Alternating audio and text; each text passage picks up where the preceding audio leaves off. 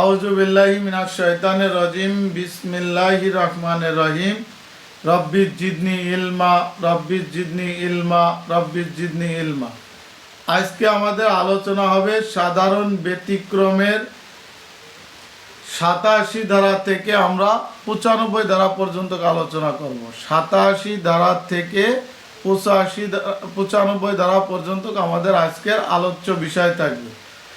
আমাদের 87 ধারায় বলছে যে 18 বছরের ঊর্ধ্বে 18 বছরের ঊর্ধ্বে কোনো ব্যক্তি যে কাজ মৃত্যু বা গুরুতর আঘাতের সম্ভাবনা নাই এইরূপ ব্যতি রেখে কোনো কাজ করার জন্য সম্মতি দিলে সেই সম্মতির ফলে যদি কোনো অপরাধ সংগঠিত হয় তাহলে তার কোনো অপরাধ হবে না। এখন কেন অপরাধ হবে না? তার বয়স ছিল 18 বছর, সে একজন পরিপূর্ণ ব্যক্তি এবং সে এই কাজ করার জন্য সম্মতি দিছে। আর যে কাজ করার জন্য সম্মতি দিছে সেটা হচ্ছে মৃত্যু বা গুরুতর আঘাত হবে এরকম কোনো কাজ না। সে জানে যে এখানে কোনো অপরাধমূলক কাজ হতে পারে না, এই জন্য সে সম্মতি দিছে। আর এই সম্মতির ফলে যদি কোনো অপরাধজনক কাজ হয় তাহলে তা অপরাধ হিসেবে গণ্য হবে না।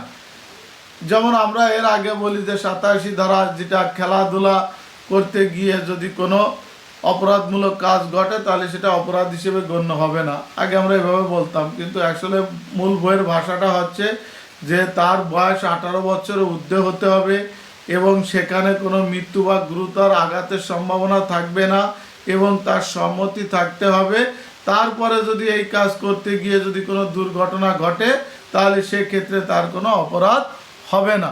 এটা ছিল হচ্ছে আমাদের মূলত 87 ধারার আলোচনা। এখন এটার একটা উদাহরণ দিই। যেমন দুই বন্ধু রশি টানাটানি করতেছে, একজন এই পেশে আর একজন ও পেশে। এখন হঠাৎ দেখা গেল যে ওই রশিটা ছিঁড়ে গেছে, এক বন্ধু মানে জোরে টান দেওয়ার কারণে সে পড়ে গেছে, পড়ে যাওয়ার পরে সে পায়ে ব্যথা পাইছে। এক্ষেত্রে প্রথম দ্বিতীয় বন্ধুর কোনো অপরাধ হবে না। এটা আবার আরেকটা উদাহরণ দিই যে দুইজন বন্ধু একসাথে দৌড় প্রতিযোগিতায় অংশগ্রহণ করলো। দৌড় প্রতিযোগিতায় অংশগ্রহণ করতে যেয়ে দেখা গেছে যে কিছু দূর যাওয়ার পরে একজন বন্ধু দৌড় দিতে যেয়ে পড়ে গেল। পড়ে যাওয়ার পরে সে তার পড়ে যাওয়ার কারণে তার বুকে আঘাত খেয়ে দাঁতে আঘাত খেয়ে তার দাঁত ভেঙে গেল। এক্ষেত্রে এই যে দ্বিতীয় বন্ধুর কোনো অপরাধ হবে না, কারণ এই কাজের ক্ষেত্রে কোনো গুরুতর আঘাতের সম্ভাবনা ছিল না, এখানে মৃত্যু ঘটার সম্ভাবনা ছিল না, তার বয়স 18 বছর ছিল এবং তার এখানে সম্মতি ছিল। যার কারণে এই কাজ করতে গিয়ে যদি কোনো দুর্ঘটনা ঘটে সেই দুর্ঘটনার ফলে তার কোনো অপরাধ হিসেবে গণ্য হবে না। অর্থাৎ এখানে তার সম্মতি ছিল প্লাস তার বয়স 18 বছর ছিল এবং এই কাজটা মৃত্যু বা গুরুতর আহত হওয়ার কোনো সম্ভাবনা ছিল না। তারপরেই সে সম্মতি দিচ্ছে, আর সেই সম্মতির ফলে যদি কোনো দুর্ঘটনা ঘটে তাহলে সেক্ষেত্রে কোনো অপরাধ হবে না, যা আমরা 87 ধারা আলোচ্য বিষয়ে জানতে পেলাম। এবার আমরা 88 ধারা পড়াবো। 88 ধারা বলছে যে মৃত্যু ব্যতীত, অর্থাৎ যে কাজে মৃত্যু হতে পারে, মৃত্যু ব্যতীত তাহার সম্মতিক্রমে, এখানে 4টা উপাদান আছে। একটা হচ্ছে মৃত্যু ব্যতীত তাহার সম্মতিক্রমে সৎ বা সরল বিশ্বাসে তার উপকার্থে বা মঙ্গলার্থের জন্য কোনো কাজ করা হলে তা অপরাধ হিসেবে গণ্য হবে না। অর্থাৎ যদি কোনো ব্যক্তি কারোর মঙ্গলার্থের জন্য সৎ বিশ্বাস অর্থাৎ সরল বিশ্বাসে মৃত্যু ব্যতীত কোনো কাজ করে তাহলে সেই কাজ অপরাধ হিসেবে গণ্য হবে না। তাহলে আমরা 4টে উপাদান পেলাম কি, যে এখানে প্রথম উপাদান পাইছি যে কাজটা করবে সেই কাজে কোনো মৃত্যু ঘটানোর অভিপ্রায় তার নাই একটা। আর একটা উপাদান কি পেলাম, সে যে কাজটা করতেছে সেটা হচ্ছে সরল বিশ্বাসে বা সৎ বিশ্বাসে করতেছে। আর একটা উপাদান কি পেলাম, যে তার সম্মতি নিয়ে এই কাজটা করতেছে। আর একটা উপাদান কি পেলাম, তার উপকার্থে বা মঙ্গলার্থের জন্য কাজটা করছে। তাহলে সেক্ষেত্রে তার কোনো অপরাধ হবে না যে এই কাজটা করবে। যেমন একটা উদাহরণ দিই একজন শল্য চিকিৎসক বা একজন ডাক্তার একজন রুগীকে তার সম্মতি নিয়ে তার শরীরের কোনো একটা জায়গা অপারেশন করলো, যে রোগ সে রোগের জন্য অপারেশন করলো। এই অপারেশন করতে গিয়ে যদি তার মৃত্যু ঘটে সেক্ষেত্রে ডাক্তারের কোনো অপরাধ হবে না, কারণ সে চেয়েছিল তাকে সুস্থ করার জন্য, অর্থাৎ তার মঙ্গল কামনা করছিল। ডাক্তার এখানে সৎ বিশ্বাসে কাজটা করছিল এবং তার সম্মতি নিয়ে কাজটা করছে, এক্ষেত্রে ডাক্তারের কোনো অপরাধ হবে না, যেটা আমরা 88 দ্বারা দেখতে পাই। এবার 89 দ্বারা হচ্ছে, যদি কোনো শিশু বা অপ্রকৃতি স্তর বা কোনো পাগল এইরূপ ব্যক্তি উপকার্থের জন্য তার পিতা মাতা বা তার আইনানুগ অভিভাবকের সম্মতি নিয়ে সৎ বিশ্বাসে কৃত কোনো কাজ অপরাধ হিসেবে গণ্য হবে না। কাদের ক্ষেত্রে? শিশুর ক্ষেত্রে, পাগল মস্তিষ্ক ব্যক্তির ক্ষেত্রে, অথবা অপ্রকৃতিস্থ ব্যক্তি যাদের বোঝার বোধ শক্তি জ্ঞান নাই, এইরূপ ব্যক্তির উপকার করার জন্য তার পিতা মাতা বা আইনানুগ যিনি অভিভাবক থাকবেন তার সম্মতিক্রমে সৎ বিশ্বাসে যদি কোনো কাজ করা হয় তাহলে তা কোনো অপরাধ হিসেবে গণ্য হবে না। যেমন আমরা একটা উদাহরণ দিই, যে একজন ডাক্তার দিয়ে উদাহরণ দিই। একজন ডাক্তারের কাছে একটা বাচ্চাকে নিয়ে গেছে, ডাক্তার তাকে পরীক্ষা নিরীক্ষা করে দেখলো ওই বাচ্চার বুকে হার্টের একটা ছিদ্র আছে, তখন তাকে বাঁচাতে হলে দ্রুত তাকে অপারেশন করতে হবে। এখন এই ডাক্তার তার পরিবারের সম্মতিক্রমে এবং সৎ বিশ্বাসে ওই শিশুর মঙ্গলার্থের জন্য তাকে অপারেশন করতে গেল এবং অপারেশন করা কালে দেখা গেল শিশু মৃত্যুবরণ করলো। এক্ষেত্রে ডাক্তারের কোনো অপরাধ হবে না, যা আমরা 89 ধারায় দেখতে পাই। 87, 88, 89। 87 হচ্ছে 18 বছর ঊর্ধ্বে কোনো ব্যক্তির সম্মতিক্রমে মৃত্যু বা গুরুতর আঘাতের সম্ভাবনা নাই, এরূপ কাজ করতে গিয়ে যদি কোনো অপরাধ হয় তা অপরাধ হিসেবে গণ্য হবে না। এটা বলছে হচ্ছে 87 ধারায়। 88 ধারায় বললাম, কোনো ব্যক্তির মঙ্গলার্থে বা উপকার্থের জন্য সৎ বিশ্বাসে বা সরল বিশ্বাসে তার সম্মতিক্রমে যদি কোনো কাজ করা হয়, সেই কাজের দরুন যদি কোনো অপরাধ হয় তা অপরাধ হিসেবে গণ্য হবে না, যেটা আমরা 88 ধারায় দেখতে পাই। 89 ধারায় যেটা পড়াইলাম সেটা হচ্ছে, যদি কোনো শিশু বা কোনো পাগল বা কোনো মস্তিষ্ক বিকৃতি ব্যক্তি অথবা কোনো অপ্রকৃতিগ্রস্ত ব্যক্তি তাদের মঙ্গলার্থের জন্য সৎ বিশ্বাসে তার পিতা মাতা বা আইনানুগ অভিভাবকের সম্মতি নিয়ে যদি কোনো কাজ করা হয়, সেই কাজের ফলে যদি কোনো অপরাধ সংগঠিত হয় তাহলে সেক্ষেত্রে তার কোনো অপরাধ হবে না, যেটা আমরা 89 ধারায় দেখতে পাই। এই 87, 88, 89 এই তিনটা ধারা কি আমরা ক্লিয়ার বা এইখানটা কি আমরা বুঝতে পারছি? না হলে যদি কোনো একটা ধারা যদি না বুঝতে পারেন বলেন, আমি আবার আলোচনা করবো, না হলে আমরা 90 ধারায় চলে যাব। 87, 88, 89। 89 ধারার কথা যেটা আবার বলি, 89 ধারা বলছে শিশুর ক্ষেত্রে বা পাগলের ক্ষেত্রে বা মস্তিষ্কবিহীন ক্ষেত্রে। এখানে শিশু বলতে 12 বছরের কম বয়স্ক শিশু, তাদের সম্মতি হিসেবে গ্রহণযোগ্য হবে না। একজন 12 বছরের কম বয়স্ক শিশু সে কি করছে, সে অসুস্থ হয়ে পড়ছে, তখন এই শিশুকে চিকিৎসা দেওয়ার জন্য একজন ডাক্তারের কাছে নিয়ে যাওয়া হলো। তখন এই ডাক্তার শিশুকে চিকিৎসা করার ক্ষেত্রে সে তার পিতা মাতা বা তার যে আইনানুগ অভিভাবক থাকবে সেই অভিভাবকের সম্মতি নিয়ে তার এই চিকিৎসা কার্যক্রম করবে। তবে এই চিকিৎসা কার্যক্রম করার ক্ষেত্রে ডাক্তারের এখানে সরল বিশ্বাস বা সৎ বিশ্বাস ছিল, এবং এই ডাক্তারের কি ছিল, এই ডাক্তারের এখানে ওই শিশুর উপকার্য বা মঙ্গলার্থ করার উদ্দেশ্য ছিল। উদ্দেশ্যকালে ওই শিশুর অপারেশন করলো, এখন দেখা গেল যে ওই শিশু মারা গেছে অপারেশন করতে যে, সেক্ষেত্রে এই ডাক্তারের কোনো অপরাধ হবে না। অর্থাৎ কোনো শিশুর চিকিৎসা করতে গিয়ে তার পিতা মাতার সম্মতি নিয়ে চিকিৎসাকালে যদি শিশুর কোনো দুর্ঘটনা ঘটে সেক্ষেত্রে ওই ডাক্তারের কোনো অপরাধ হবে না। যেটা আমরা 89 ধারায় দেখতে পাই। তাহলে কি আমরা 87, 88, 89 কি ক্লিয়ার? তাহলে আমরা 90তে যাব। জি, আর বাকি সবাই সুমন কি ক্লিয়ার?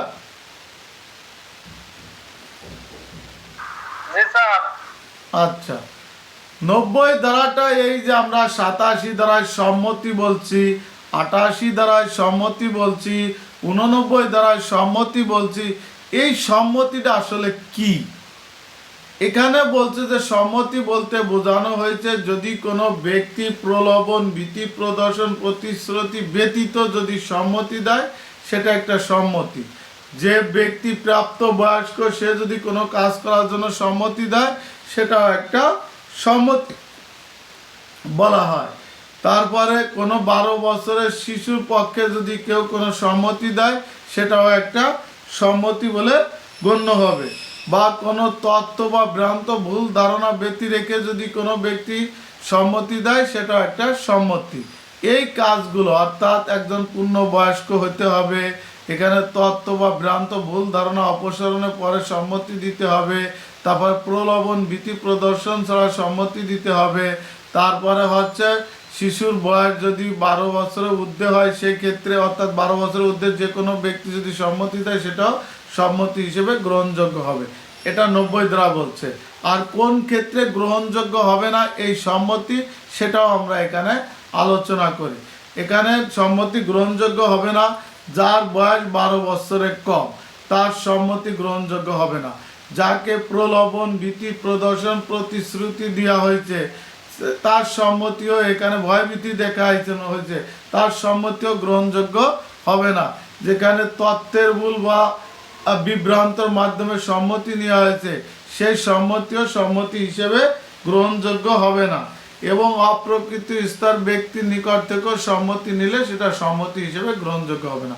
তাহলে যদি আপনাদের প্রশ্ন আসে যে সম্মতি কি, কোন ক্ষেত্রে সম্মতি গ্রহণযোগ্য নয়, আবার কোন ক্ষেত্রে সম্মতি গ্রহণযোগ্য, তাহলে এই যে 90 ধারা যে আমরা আলোচনা করলাম যে এই ক্ষেত্রে সম্মতি গ্রহণযোগ্য হবে, এই ক্ষেত্রে সম্মতি গ্রহণযোগ্য হবে না, এটা বলছে হচ্ছে 90 ধারা। আমরা 91 ধারায় যেটা আলোচনা করব যে সম্মতি আইনে শাস্তির বিধান আছে বা ক্ষতির সম্ভাবনা বেশি সেই কাজ করা যাবে না। অর্থাৎ যে সম্মতির ফলে এখানে অপরাধ হবে এবং এই অপরাধের ফলে যদি কোনো শাস্তির বিধান থাকে তাহলে সেই সম্মতি হিসেবে গ্রহণযোগ্য হবে না। অর্থাৎ আপনি একটা সম্মতি দিলেন, ওই সম্মতি অনুসারে একজন ব্যক্তি সেই কাজ করতে যে দেখলো যে এই কাজটা করা একটা অপরাধ হবে, তাহলে সেই আপনার এই সম্মতি হিসেবে গ্রহণযোগ্য হবে না। অর্থাৎ সম্মতিকালে যদি কোনো স্বতন্ত্র অপরাধ দেখা দেয় সেই ক্ষেত্রে আপনার এই সম্মতি হিসেবে গ্রহণযোগ্য হবে না। যেমন আমরা একটা উদাহরণ দিই, যেমন একজন নারী তার পেটের সন্তানকে নষ্ট করার জন্য ডাক্তারের কাছে গিয়ে সম্মতি দেয়, তখন ডাক্তার যদি এই সম্মতি অনুসারে যদি ওই পেটের বাচ্চাটাকে নষ্ট করে তাহলে যে সম্মতি দিল সেও অপরাধী হবে, প্লাস এই ডাক্তারও অপরাধী হবে। কারণ এই বাচ্চা নষ্ট করা এটা একটা স্বতন্ত্র অপরাধ। এই ব্যক্তি অর্থাৎ এই নারীর সম্মতি হিসেবে গ্রহণযোগ্য হবে না, যা আমরা 91 ধারার আলোচনা দেখতে পাই। তাহলে 90 আর 91, 90তে হচ্ছে সম্মতিগুলো কে দিতে পারবে, কোন ক্ষেত্রে গ্রহণযোগ্য কোন ক্ষেত্রে গ্রহণযোগ্য না। আর 91 ধারা বলছে যে ব্যক্তি সম্মতি দিচ্ছে সেই সম্মতির ফলে যদি কোনো অপরাধ অনুষ্ঠিত হয় তাহলে তার এই সম্মতি হিসেবে গ্রহণযোগ্য হবে না। যেমন উদাহরণ দিলাম যে একজন নারী তার পেটের গর্ভপাত নষ্ট করার জন্য একজন শল্য ডাক্তারের নিকট গেল, ডাক্তার তার সম্মতি সহকারে যদি তার এই পেটের সন্তান নষ্ট করে তাহলে এক্ষেত্রে ডাক্তারও অপরাধী হবে প্লাস ওই নারীও অপরাধী হবে। কারণ এই নারীর এই সম্মতি এখানে সম্মতি হিসেবে গ্রহণযোগ্য হবে না, কারণ এখানে সে সম্মতিতে স্বতন্ত্র একটা অপরাধ করার জন্য ডাক্তারকে কি দিচ্ছে, পরামর্শ দিচ্ছে। আর সেই স্বতন্ত্র অপরাধ করার ক্ষেত্রে ডাক্তারও এখানে অপরাধমূলক অভিপ্রায় কাজ করছে, যার কারণে ডাক্তারও এই দায় থেকে রেহাই পাবে না, যা আমরা 312 ধারায় দেখতে পারবো যখন গর্ভপাত নষ্ট করার আলোচনায় যাব এই অত্র আইনেরই। তাহলে আমরা কি 90 আর 91 এই দুইটা দ্বারা কি ক্লিয়ার?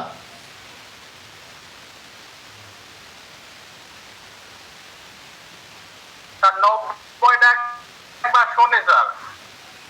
90টা হচ্ছে যে আমরা যে 87, 88, 89 ধারা, এই তিনটা দ্বারা আমরা সম্মতির বিষয়টা বললাম। এই সম্মতিটা কোন ক্ষেত্রে প্রযোজ্য, কোন ক্ষেত্রে প্রযোজ্য নয়, এই দুইটা পাঠ করছিলাম। কোন ক্ষেত্রে প্রযোজ্য হবে? যে ব্যক্তি সুস্থ স্বাবলম্বী সে সম্মতি দিলে সেই সম্মতি আদালতে গ্রহণযোগ্য হবে। যে ব্যক্তির বয়স 12 বছরের ঊর্ধ্বে সেই ব্যক্তি যদি সম্মতি দেয় সেই সম্মতিও আদালতে গ্রহণযোগ্য হবে।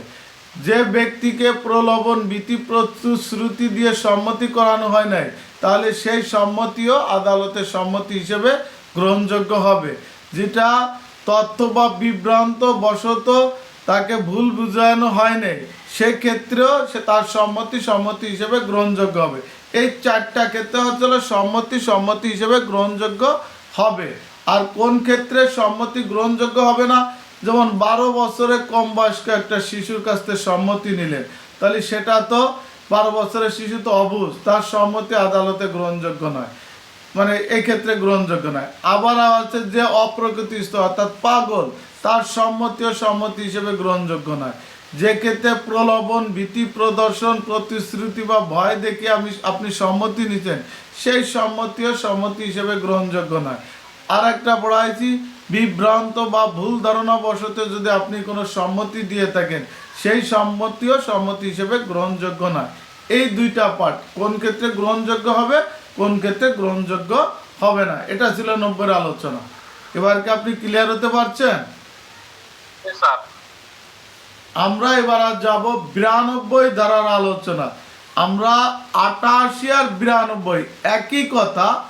88 ধারায় বলছে যে ওই ব্যক্তির সম্মতি নিয়ে কাজ করা হয়, আর 92 ধারা বলছে যে ব্যক্তির সম্মতি ব্যতীত কাজ করা হয়। অর্থাৎ যদি কোনো ব্যক্তি কারোর মঙ্গল উপকার্থের জন্য সৎ বিশ্বাসে যদি তার সম্মতি ব্যতীত কোনো কাজ করে, সেই কাজের ফলে যদি কোনো অপরাধ সংগঠিত হয় তাহলে ওই ব্যক্তির কোনো অপরাধ হবে না। এখানে তিনটা উদ্দেশ্য, একটা হচ্ছে যে তিনটা উপাদান আছে, একটা হচ্ছে যে ওই ব্যক্তি মঙ্গলার্থে করছে, আর একটা হচ্ছে এখানে মৃত্যু ঘটাবার অভিপ্রায় ছিল না, আর একটা হচ্ছে সৎ বিশ্বাসে করছে, আর ওটা ছিল হচ্ছে সম্মতি নেই, এখানে কিন্তু তার সম্মতি ছাড়া কাজটা করছে। এই কাজ করার দরুন যদি কোনো অপরাধ সংগঠিত হয় তাহলে সেটা অপরাধ হিসেবে গণ্য হবে না। যেমন আপনারা এটা ক্লিয়ার বুঝতে পারছেন না, আমি একটু ক্লিয়ার করি যে একজন ব্যক্তি রাস্তা দিয়ে যাচ্ছিল মোটরসাইকেল যোগে, হঠাৎ তার গাড়িটা অ্যাক্সিডেন্ট হয়, অ্যাক্সিডেন্ট হওয়ার পরে সে অজ্ঞানে রাস্তায় পড়ে থাকে। তখন কিছু জনতা বা কেউ নিয়ে তাকে হাসপাতালে রেখে চলে যায়। তখন ডাক্তার শুনল, ডাক্তার কি করলো, দেখলো যে এই রুগী অসুস্থ, তার কোনো জ্ঞান নাই, কিন্তু একে তাৎক্ষণিকভাবে অপারেশন করার দরকার। তখন তিনি তার কোনো অভিভাবকও পাচ্ছেন না এবং তারও সম্মতি নিতে পারছেন না।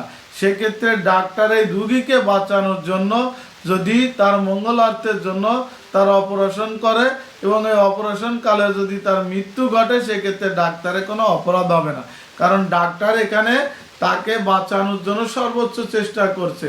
কিন্তু সে যেহেতু এখানে কি ছিল, অজ্ঞান ছিল এবং তার সম্মতি দেওয়ার মতো কোনো লোকও ছিল না, যার কারণে তার মঙ্গলার্থের জন্য সম্মতি ছাড়াই ডাক্তার কি করছে, এই রোগীর চিকিৎসা করছে, চিকিৎসাকালে তার মৃত্যু ঘটছে। এক্ষেত্রে ডাক্তারের কোনো অপরাধ হবে না, যা আমরা 92 দ্বারা দেখতে পাই। আর ঠিক একই কথা আমরা 88 দ্বারা পড়ছিলাম যে এখানে সম্মতি নিয়ে ডাক্তার চিকিৎসা করছে 88 ধারার ক্ষেত্রে, আর 92 ধারার ক্ষেত্রে হচ্ছে তার সম্মতি ব্যতীত এখানে চিকিৎসা করছে, সেক্ষেত্রে তার কোনো অপরাধ হবে না। শুধু দুইটা কথা আছে, একটা সম্মতি নিয়ে আর একটা সম্মতি ব্যতীত। এরপরে আমরা পড়াবো আপনাদের 93 ধারা। 93 ধারা হচ্ছে যোগাযোগ বা সংবাদের কথা বলছে, যে কোনো ব্যক্তি অপর কোনো ব্যক্তিকে সরল বিশ্বাসে কোনো তথ্য দেওয়ার ফলে ওই ব্যক্তির যদি কোনো দুর্ঘটনা ঘটে তাহলে এই ব্যক্তির কোনো অপরাধ হবে না। অর্থাৎ সরল বিশ্বাসে সে কোনো সংবাদ দিল। কি ধরনের সংবাদ? সে যে বলল যে চাচি বা চাচা, আপনার ছেলে অমুক জায়গায় একটা গাড়ি অ্যাক্সিডেন্ট করছে, তার অবস্থা ভয়াবহ। এই কথা সে তো সৎ বিশ্বাসে সরল বিশ্বাসে চাচাকে তার ছেলে সংবাদ দিল। এখানে তার কোনো অপরাধমূলক অভিপ্রায় ছিল না। কিন্তু এই কথা শোনার পরে চাচা কি করলো? এটা সহ্য করতে না পারে সে হার্ট অ্যাটাক করলো এবং ঘটনাস্থলে মারা গেল। এই মৃত্যুর জন্য যে ব্যক্তি সংবাদ দিছে তার কোনো অপরাধ হবে না, কারণ সে তার মঙ্গলার্থের জন্য তার পরিবারকে তার পাশে যাওয়ার জন্য সৎ বিশ্বাসে তার সংবাদটা এখানে দিছে যে আপনার ছেলে অমুক জায়গা অ্যাক্সিডেন্ট করছে। কিন্তু তার পরিবার এই বিষয়টা নিতে না পেরে তিনি কি করছে? হার্ট অ্যাটাক করছে শুনেই। তখন হার্ট অ্যাটাক করার পরে কিছুক্ষণ পরে মৃত্যু ঘটছে। কিন্তু এই সংবাদদাতার কোনো এখানে অপরাধ হবে না, কারণ সে এখানে কি করছে? তার ওই যে তার ছেলের মঙ্গলার্থের জন্য সরল বিশ্বাসে তার পরিবারকে সংবাদ দিছে। আর এই সরল বিশ্বাসে সংবাদ দেওয়ার কারণে পরিবার এখন এটা সহ্য করতে না পারে মৃত্যুবরণ করছে। এক্ষেত্রে এই ব্যক্তির কোনো অপরাধ হবে না, যেটা আমরা 93 ধারা আলোচনায় দেখতে পাই। 94 ধারা একটা গুরুত্বপূর্ণ ধারা। এই ধারা থেকেও প্রশ্ন আসছে কয়েকবার। এখানে বলছে মৃত্যু, তারপরে রাষ্ট্রদ্রোহিতা, অর্থাৎ কাউকে খুন অথবা রাষ্ট্রদ্রোহিতা যার শাস্তি মৃত্যুদণ্ড হতে পারে, এইরূপ অপরাধ ব্যতীত। খুন অথবা রাষ্ট্রদ্রোহিতা যার শাস্তি মৃত্যুদণ্ড হতে পারে, এইরূপ অপরাধ ব্যতীত যদি কোনো ব্যক্তিকে তাৎক্ষণিক মৃত্যু বা গুরুতর জখমের ভয় দেখিয়া কোনো কাজ করতে বাধ্য করে এবং সেই কাজ যদি ওই ব্যক্তি করে তাহলে তার কোনো অপরাধ হবে না। তাহলে কখন অপরাধ হবে? যদি সে খুন করে সেক্ষেত্রে, যদি সে রাষ্ট্রদ্রোহিতা কোনো অপরাধ করে সেক্ষেত্রে। আর যদি এই দুইটা কাজ ব্যতীত তাৎক্ষণিকভাবে কেউ যদি তাকে মৃত্যু বা গুরুতর আঘাতের ভয় দেখিয়া কোনো অপরাধমূলক কাজ করতে বাধ্য করে আর সে যদি এই কাজ করে তাহলে তার কোনো অপরাধ হবে না। এটা বলা হচ্ছে 94 ধারার আলোচনা। এখন কোন ধরনের কাজ? যেমন একজন ব্যক্তিকে তাৎক্ষণিকভাবে এসে একজন ব্যক্তি একটা ছুরি দিয়ে বললো যে তুই এই দরজাটা খুলে দে, না হলে তোকে খুন করে ফেলবো। তখন তার পিছনে ছুরি দিয়ে ধরে রাখার কারণে সে যদি দরজা খুলে দেয় সেক্ষেত্রে তার কোনো অপরাধ হবে না। অথবা একজন দারোয়ান রাত্রে ডিউটি করতে আসে ব্যাংকের গেটে, এখন দেখা গেছে কয়েকজন ডাকাত এসে তাৎক্ষণিকভাবে তাকে কি করলো? পিস্তল ঠেকায় বললো যে তুই এই গেট খুলে দে, না হলে তোকে খুন করবো। তখন যদি সে গেট খুলে দেয় আর ডাকাতিরা যদি ডাকাতি করে যায়, এক্ষেত্রে তার কোনো অপরাধ হবে না। তবে আবার একটা ক্ষেত্রে অপরাধ হবে, সেটা একটা উদাহরণ দিই। যদি এই ডাকাতের কোনো সদস্য আইসে যদি দিনের বেলা এসে বলে যায় যে রাত্রেবেলা আমরা ডাকাতি করব, তুই রাত্রেবেলা দরজা খুলে রাখবি, আর যদি তুই দরজা খুলে না রাখিস তোরা আমরা খুন করে ফেলাবো, এই ধরনের হুমকি দিয়ে গেল। কিন্তু এক্ষেত্রে যদি সে রাত্রেবেলা দরজা খুলে রাখে সেক্ষেত্রে তার অপরাধ হবে, কারণ এই যে সে যে হুমকি দিয়ে যাওয়ার পরে সে সরকারি কর্মচারী আশ্রয় নেওয়ার সুযোগ ছিল, অর্থাৎ আইনানুগ ব্যবস্থা নেওয়ার সুযোগ ছিল, কিন্তু সে এটা না করে সে রাত্রেবেলা দরজা খুলে রাখে। সেক্ষেত্রে এখানে তার অপরাধমূলক অভিপ্রায় কাজ করছে, যার কারণে সে এই দায় থেকে রেহাই পাবে না। তাহলে আমরা কিন্তু এটা দুইটা উদাহরণ দিলাম। একটা হচ্ছে দুইটা ক্ষেত্রে তো পারবেই না, একটা হচ্ছে তাৎক্ষণিকভাবে মৃত্যু বা রাষ্ট্রদ্রোহিতা কোনো অপরাধ ব্যতীত, এই দুইটা অপরাধ ব্যতীত তাৎক্ষণিক মৃত্যু বা গুরুতর জখমের ভয় দেখিয়া কোনো অপরাধমূলক কাজ করে তাহলে সেক্ষেত্রে অপরাধ হবে না। আর তাৎক্ষণিক ব্যতীত যদি ভয় হুমকি দিয়ে যদি পরবর্তীতে কাজ করে সেক্ষেত্রে অপরাধ হবে, যেটা আমরা 94 ধারার আলোচনায় দেখতে পাই। এরপরে আপনাদের আরেকটা ধারা আছে, সেটা হচ্ছে 95 ধারা। 95 ধারাটা হচ্ছে সামান্য ক্ষতিকর কোনো কাজ অপরাধ হিসেবে গণ্য হবে না। অর্থাৎ সামান্য যে কাজটা সামান্য ক্ষতি হয়েছে সেটা কোনো অপরাধ হিসেবে গণ্য হবে না, প্রমাণ করতে হবে তাকে। আচ্ছা, এটা আমরা এটা শেষ করে আপনার কথাটা আমি ক্লিয়ার বুঝি না, আমি পরে বলতেছি। তাহলে এখানে যে কথাটা বলা আছে সেটা হচ্ছে 95 ধারা যে কথা বলছে যে সামান্য ক্ষতিকর কোনো কাজ অপরাধ হিসেবে গণ্য হবে না। এখন এই সামান্য ক্ষতিকর কাজটা কিভাবে বুঝবেন? এখানে আইনের ভাষায় যেটা বলে যে যদি কোনো সুস্থ মস্তিষ্ক ব্যক্তি যদি কোনো সামান্য ক্ষতি করে, এই ক্ষতির ফলে যদি সেই ব্যক্তি কোনো থানায় বা আদালতে যদি সে কোনো অভিযোগ দাখিল না করে, তাহলে বুঝতে হবে যে সেটা সামান্য ক্ষতিকর। আমার কথাটা কি বুঝতে পারছেন? যে সে জানতে পারছে যে এই ধরনের ক্ষতির জন্য কোনো থানায় কোনো অভিযোগও নিবে না বা আমার আদালতেও কোনো অভিযোগ নিবে না, যদি সুস্থ মস্তিষ্ক ব্যক্তি জানে। আর যদি সুস্থ মস্তিষ্কর বাইরে যদি অপ্রকৃত মস্তিষ্ক হয় বা অবুদ্ধি পরিপূর্ণ হয়, সেই ব্যক্তি হলে তো সে থানায় যাবে, আর থানার লোক তো তার এটা নিবে না। তখন বুঝবে যে এ অপরিপূর্ণ বয়স্ক, একে বোঝার কোনো ক্ষমতা নাই। তাহলে আমরা কি বুঝলাম? যে সামান্য ক্ষতিকর কোনো অপরাধ করলে সেটা অপরাধ হিসেবে গণ্য হবে না। সেটা আমরা কিভাবে নির্ণয় করব? যখন এখন সুস্থ মস্তিষ্ক ব্যক্তি এই অপরাধের জন্য কোনো অভিযোগ বা কোনো নালিশ থানায় বা আদালতে করবেন না। আর সামান্য ক্ষতিকর কি? যেমন একটা ব্যক্তি একটা ফুলের বাগান করলো, একজন ব্যক্তি তার অনুমতি ছাড়া একটা ফুল ছিঁড়লো। এখন সে ব্যক্তিরা অনেক দিন ধরে বাগান পরিচর্যা করছে, কিন্তু তার এই ফুলটা ছিঁড়া তার কাছে একটা সামান্য ক্ষতি হয়েছে। এই ক্ষতির জন্য তার কোনো অপরাধ হিসেবে গণ্য হবে না। এটা বলা ছিল আমাদের 95 ধারার আলোচনা। এখন কে যেন একটা প্রশ্ন কি প্রমাণ করতে হবে, কে ভাই আমি তো ক্লিয়ার বুঝতে পারিনি। এটা দেখে আমি মেসেজটা কি ছিল, মেসেজটা ছিল আব্দুল্লাহ, এমডি আব্দুল্লাহ, যে প্রমাণ করতে হবে। কোনটার প্রমাণ ভাই একটু বলেন আমাকে? 94 ধারা না অন্য কোনো ধারা? আব্দুল্লাহ আছেন? 94 ধারা। 94 ধারার যে বিষয়টা, এটা হচ্ছে যে দুইটা ক্ষেত্রে সে তাৎক্ষণিক মৃত্যু বা গুরুতর ভয় দেখালে এই দুইটা ক্ষেত্রে কাজ করতে পারবে না। একটা হচ্ছে কাউকে খুন করতে পারবে না, আর একটা হচ্ছে রাষ্ট্রদ্রোহিত কোনো অপরাধের মূলক কাজ করতে পারবে না। এখন আপনার মাথায় পিস্তল ঠেকাই দিয়ে বলো যে তুই ওকে খুন কর, যদি আপনি খুন করেন তাহলে 94 ধারা ব্যতিক্রম আপনি পাবেন না। আপনার মাথায় পিস্তল ধরে যদি বলে যে রাষ্ট্রদ্রোহিতামূলক কোনো কার্যক্রম করেন, আপনি যদি সেটা করেন, সেটা আপনার জন্য এই 94 ধারা ব্যতিক্রম আসবে না। কোন ব্যতিক্রমে আসবে?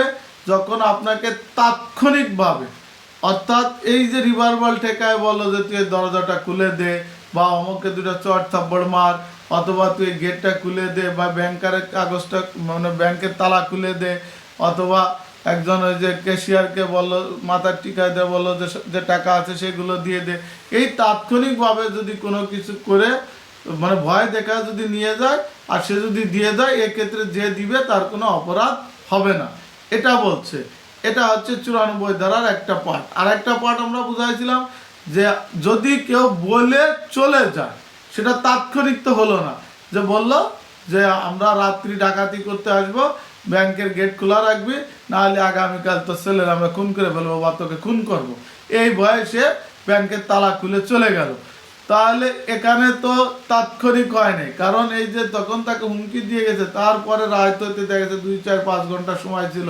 এই সময় সে আইনের আশ্রয় নেওয়ার সুযোগ থাকতো, বা সরকারি কর্মকর্তা কর্মচারী আশ্রয় নেওয়ার সুযোগ আছে।